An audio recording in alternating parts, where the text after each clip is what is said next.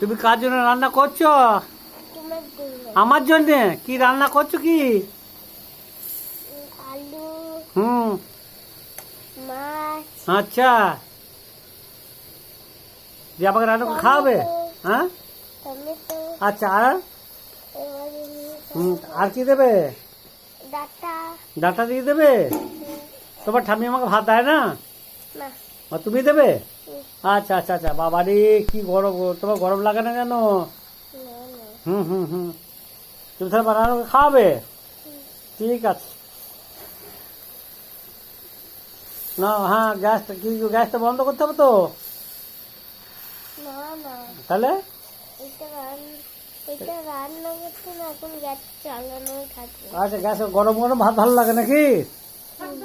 হুম, করে যাও। ওর ঠাম্মি ভাত দেয় না, তাই তো?